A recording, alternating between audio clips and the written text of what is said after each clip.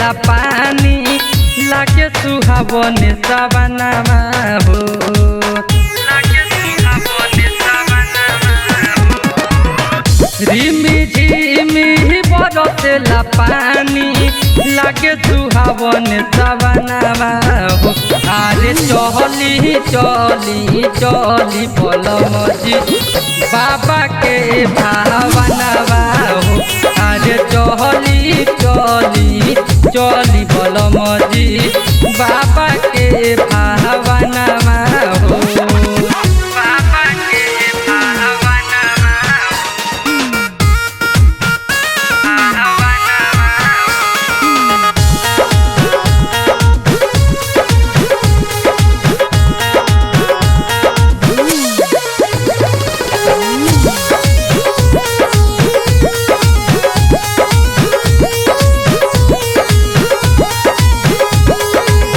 बाबा भोले दानी के कृपा हो जाई अब की सावन में राजा बबुआ खिलाई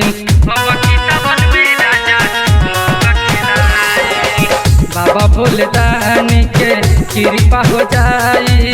अब की सावन में राजा बबुआ खिलाई उनका सोझा सारा लोगवा बाटे एक सहमनवा हो उनका सोझा सारा लोगवा बाटे एक सहमनवा हो अरे चली चली चली बलमजी बाबा के भावनवा हो अरे चली चली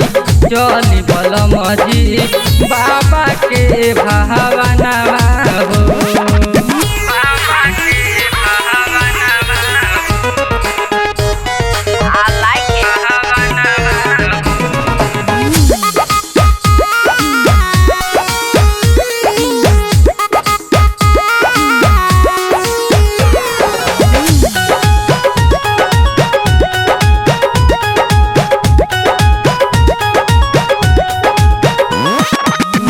राजा धर्मेंद्र बाते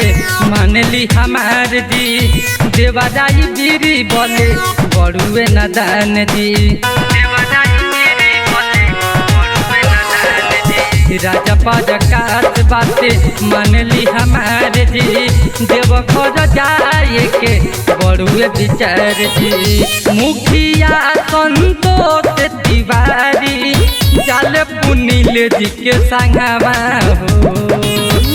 मुखिया संतोष तिवारी जल पुनिल जी के संगवा हो अरे चली चली चली बलमजी बाबा के भावनवा हो अरे चली चली चली बलमजी बाबा के भावनवा हो रिमी झिमी बरसेला पानी लागे सुहावन सवनमा हो अरे चली चली चली बलमजी बाबा के भावनवा